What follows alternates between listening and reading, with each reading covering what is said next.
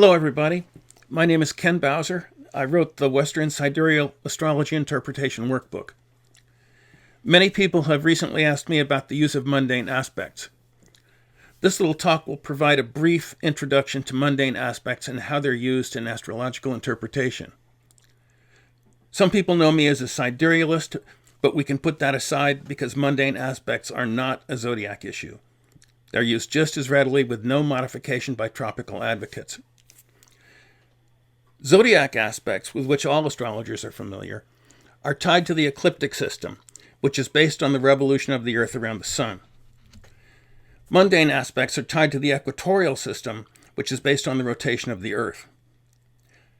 Aspects in the equatorial system are called aspects in-mundo, or mundane aspects from the Latin word mundo, the world. Sometimes they're called parans, which is short for the Greek word paranatolanta, which means to rise side by side or near. Those terms all mean the same thing, namely that a star or planet simultaneously rises in the east or sets in the west as another one culminates in the midheaven or at the IC. Such bodies are an aspect in equatorial coordinates, which may have no corresponding zodiac aspect. That's why they're not seen. The equatorial system is also known by its coordinates, the right ascension and declination system. As I'll show you, the use of mundane aspects will allow you to see the hidden aspects you would miss when looking at a chart only in terms of the ecliptic system. They're among the most sophisticated tools in an astrologer's toolbox because they allow you to see a chart in 2 dimensions rather than just one. The ecliptic is only perpendicular to the horizon, that is, rises straight up, at the terrestrial equator and at the equinoxes. So for the great majority of locales, it's almost always at some oblique angle to the horizon, as in the case of this diagram. This type of aspect also applies to bodies that have a good deal of celestial latitude or declination, that don't rise or set with their ecliptic degrees.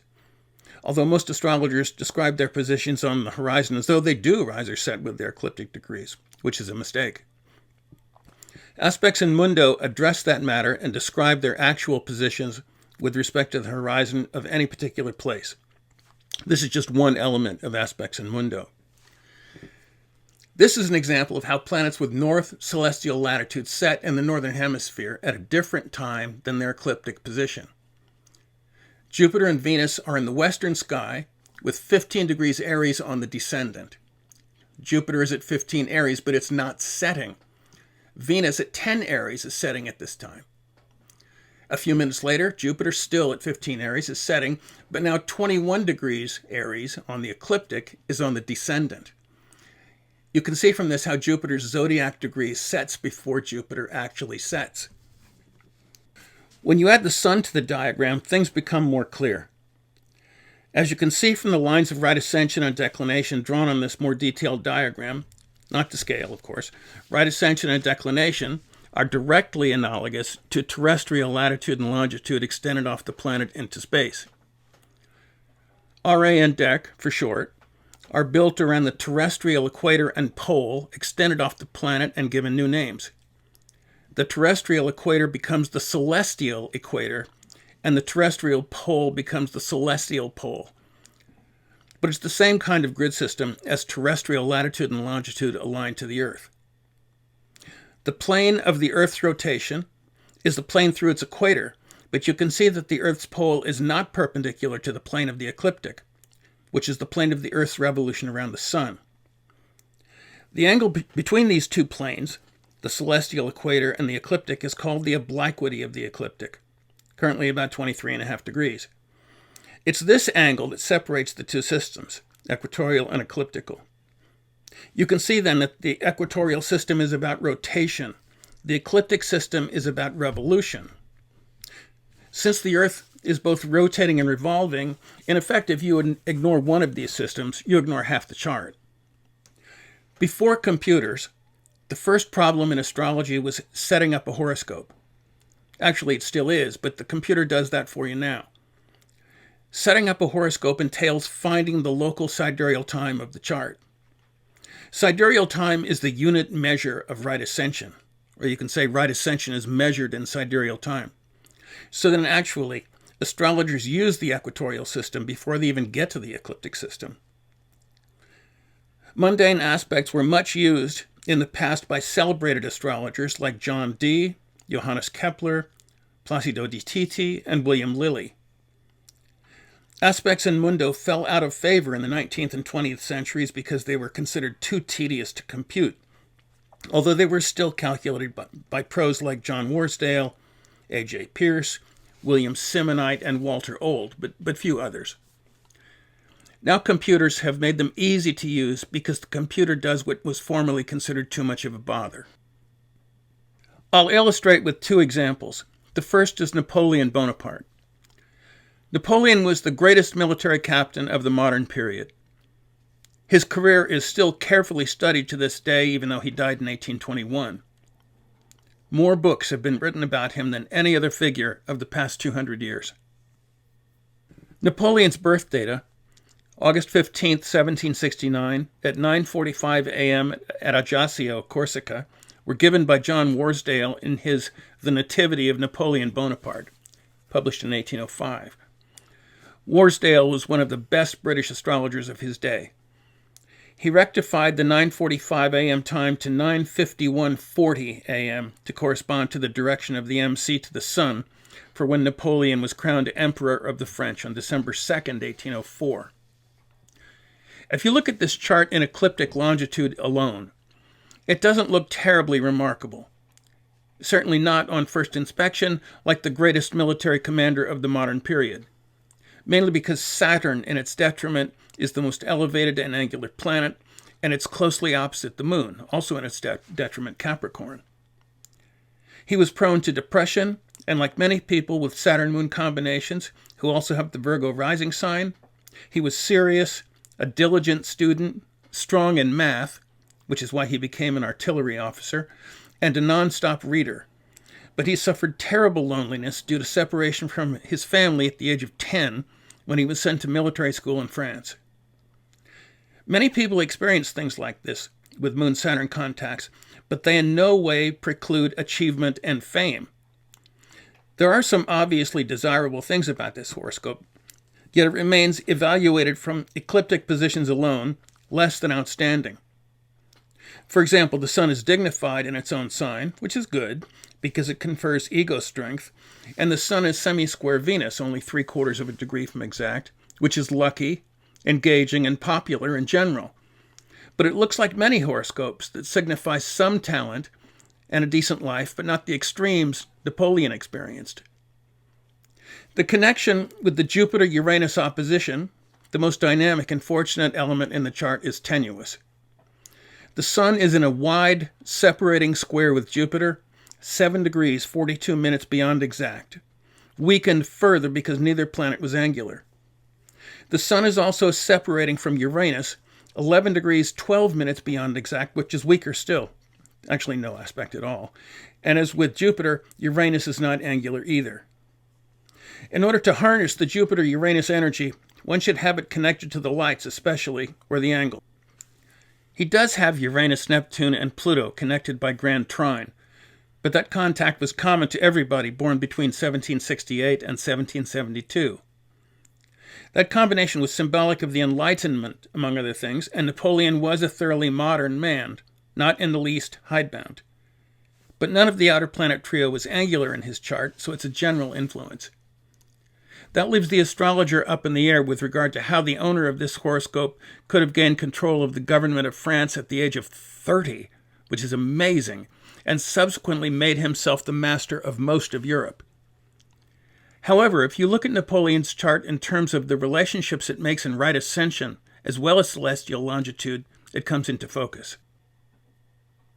First and foremost, the Jupiter-Uranus opposition is connected to the sun. This is best illustrated by laying the opposition across the horizon. It's also essential that one understands that all aspects in Mundo are referenced to the MC. One says that such and such planet was rising or setting when a certain value of sidereal time was passing through the MC.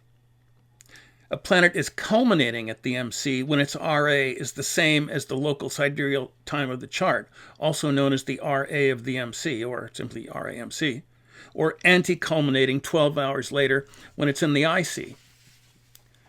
It's obvious that when Jupiter rises and Uranus sets, the Sun is in the MC. That's the definition of a mundane square. Two or more bodies simultaneously angular, but their proximity to simultaneous angularity is not obvious from their ecliptic longitude positions.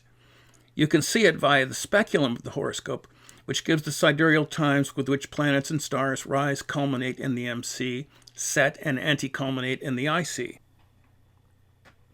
A speculum, calculated by a computer program like Janus, is a list of the sidereal times when a planet or a star is rising in the east, culminating in the midheaven, setting in the west, and anti-culminating through the IC.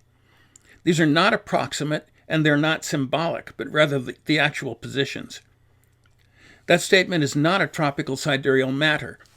The zodiac is completely irrelevant in matters of positions in-mundo. From the speculum, you can see that there is a mundane T-square between Jupiter rising, the Sun culminating in the MC, and Uranus setting, which isn't obvious until those planets become angular in celestial longitude. But they're not potential aspects before you can see them. They already exist in the equatorial system, whether you can see them or not in longitude. In the same way, one doesn't deny the infrared or ultraviolet part of the electromagnetic spectrum and say that the only real or legitimate form of light is within the range of wavelengths visible to the human eye. Similarly, aspects in RA are in play whether they're in angles at birth or not. Accordingly, the right ascension of Napoleon's Sun at 9:45 a.m. was 9 hours, 40 minutes, and 11 seconds. Jupiter rose 8 minutes, 47 seconds later, when 9 hours, 48 minutes, and 58 seconds of sidereal time was in the MC. 8 minutes, 47 seconds is less than 2¼ degrees of arc, and it's applying more than 3 times closer in RA than in longitude, and therefore quite strong. So a weak and separating zodiac square in the ecliptic system, in the case of Napoleon, becomes a close, applying, and strong aspect in the equatorial system. Jupiter Mundo square the Sun is every bit as powerful as Jupiter square the Sun in the ecliptic system. Aspects in Mundo are not secondary factors. They have enormous power, and some astrologers think more power than aspects in Zodiaco. Jupiter with the Sun is fortunate and typically elevates someone into the higher reaches of life. Uranus set when 9 hours, 32 minutes, and 4 seconds of sidereal time was in the midheaven. That's 8 minutes and 7 seconds before the Sun culminated in the MC, which is a cat's whisker more than 2 degrees. And while it's a separating aspect, a 2-degree contact is close enough to be distinctly strong. Sun-Uranus combinations represent people endowed with special talents who are often contemporary versions of excellence so fine that they're often seen as original. And if not original, then they reach a classical standard few people realize. With Uranus in a martial sign connected to the Sun and Jupiter, Napoleon was a military captain in the same class with Alexander the Great. The fundamental issue is that when the Sun was angular, Jupiter and Uranus were also angular. It's just that the relationship is with respect to the equatorial system, not the ecliptic system. So unless this horoscope is considered in both systems, one would not see that the Sun-Jupiter-Uranus relationships are close, because there's no reason to think that from the weak zodiac connections. One might only grasp that the native was daring, unconventional, and willing to entertain new ideas to some degree due to the Jupiter-Uranus opposition, but that the caution and tendency to follow conventional thinking, symbolized by Saturn mood, would overpower that out-of-the-box trait because of its angularity. Transiting Jupiter rose at the terrestrial latitude of Ajaccio on the day of Napoleon's birth in mid-morning, when 9 hours, 48 minutes, and 58 seconds of sidereal time was passing through the MC. 7 minutes and 6 seconds later, when the local sidereal time was 9 hours, 56 minutes, and 4 seconds, Regulus was in the MC. 7 minutes and 6 seconds of sidereal time is 1 3/4 degrees of arc. Jupiter with Regulus with additional and similar support is distinctly symbolic of someone who will rise to great heights and receive spectacular acclaim. Jupiter was also in a mundane square with the moon that some will recognize as a quintile only 1 degree from exact. That's a contact of questionable value in my view, and in any case the moon and Jupiter are not simultaneously angular except in-mundo. I wouldn't even mention a quintile if the planets involved were not also in a close mundane square.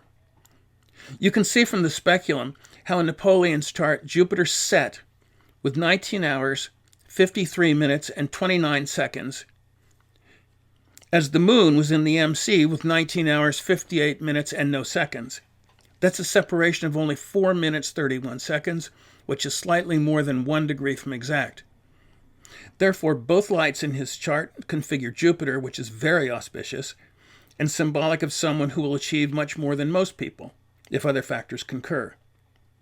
But in the end, it was not lucky enough to surmount Saturn at the midheaven and his ultimate defeat at the hands of the British-Prussian alliance in 1815.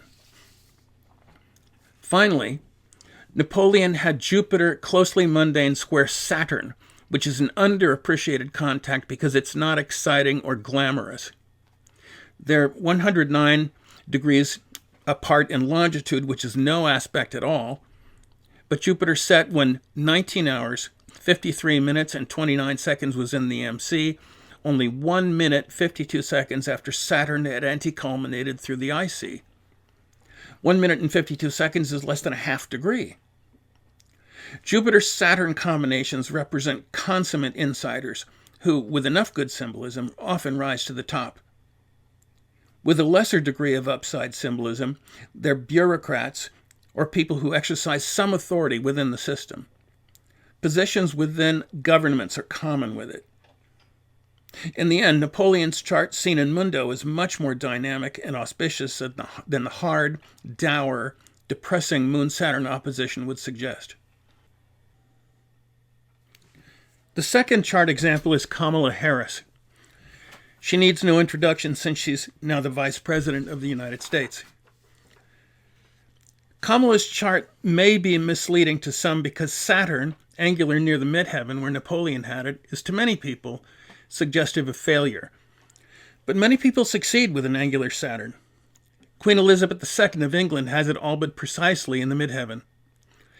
As you'll see from Harris's chart, she has the classic signatures of one who comes into a position of considerable power.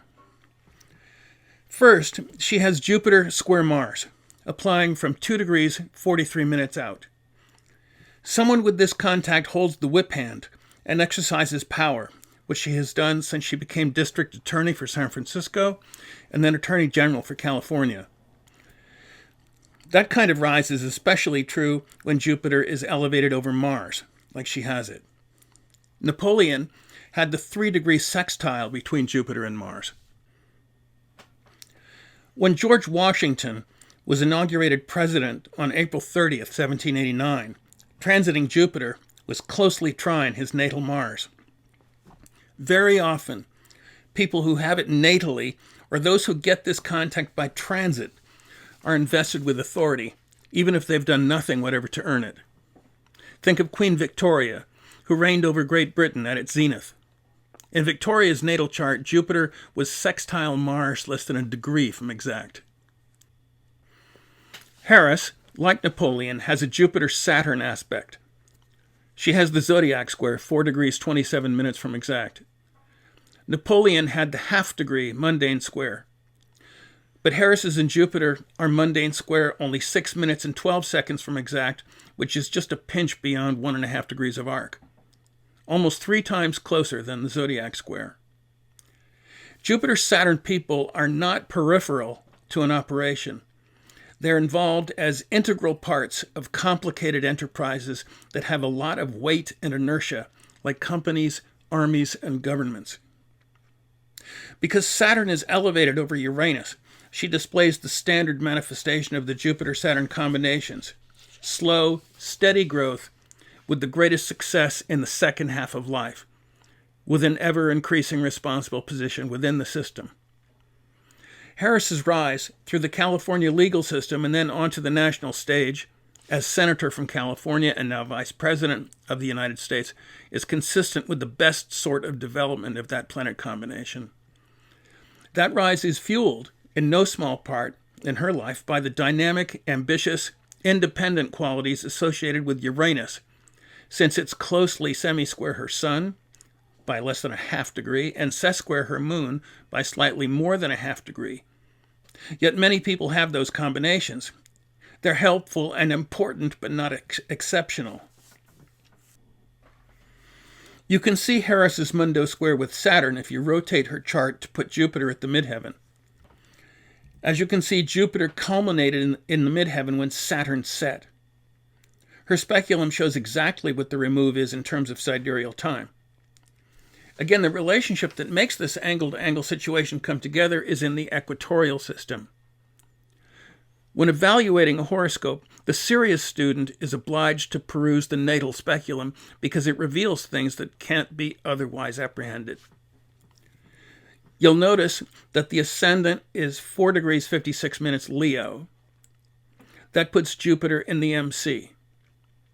Regulus, the alpha star, is in 5 degrees 6 minutes Leo. Regulus had more than 12 degrees of north declination at her birth in 1964, which made the star rise a little bit before its longitude position at the latitude of Oakland, Kamala's birthplace. This example is actually set up for the moment, exact to the second, when Regulus rose at Oakland. It's clear, therefore, that when Jupiter culminated, not only did Saturn set, but Regulus rose. As you can see from the speculum, the closest aspect in her chart is Jupiter in the MC, Mundane square Regulus rising only 12 seconds from exact in terms of simultaneous angularity. 12 seconds of sidereal time is 1/20th of a degree. Her natal Jupiter culminates in the MC with RA 3 hours, 27 minutes, 48 seconds, and Regulus rose at Oakland when 3 hours, 28 minutes, and 2 seconds of sidereal time was in the MC.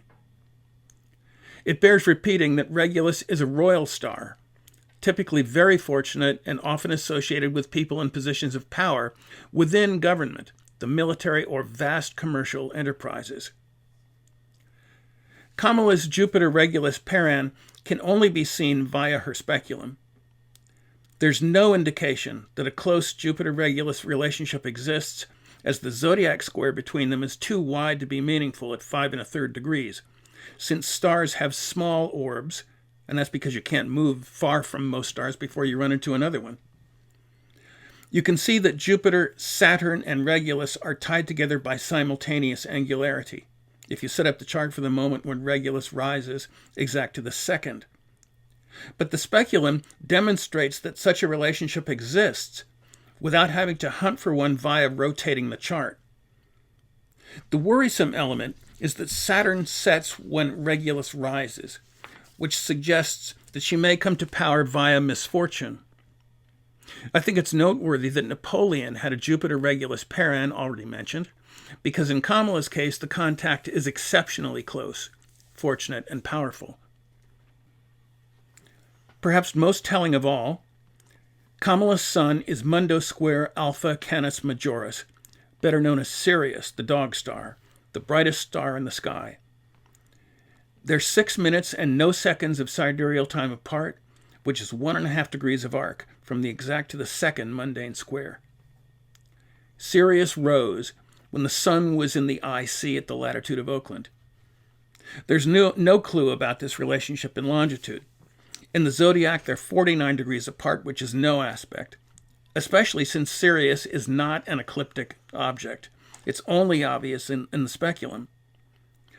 Sirius angular, or with the lights, gives tremendous success and or notoriety, especially at the governmental level. And sometimes it's more than people can handle. For example, Princess Diana had Sirius conjoined to the sun. Obviously, one of the great benefits of using mundane aspects is that you don't have to hunt through the horoscope, putting planets on angles to see if other bodies are simultaneously angular. Those relationships are all shown in the speculum. As you can see, the equatorial system and the ecliptic system used together provide a more revealing view of a horoscope than the ecliptic system alone. A clear secondary benefit to tropical advocates is that they don't have to become siderealists to use the equatorial system. My Western Sidereal Astrology Interpretation course was released on January 25th. In this course, I show astrologers how to incorporate mundane aspects into their interpretations and how to read a speculum. The course also includes the use of stars in interpretation. This course is for intermediate and advanced students of astrology. The charts use Western sidereal longitude, but the course is also suitable for tropical astrologers since the same rules of interpretation apply to both schools. You can click the link on this page to find out more about this course. Here are two more resources for anyone who wants to further explore this topic. There's a chapter on mundane aspects in my first book, An Introduction to Western Sidereal Astrology. You can click on this link for more information about that book. The final resource I have on this topic is an article I wrote for the Mountain Astrologer magazine in 1996. This article speaks to the issues in this lecture in greater detail. Thank you for watching. I hope you find this presentation interesting.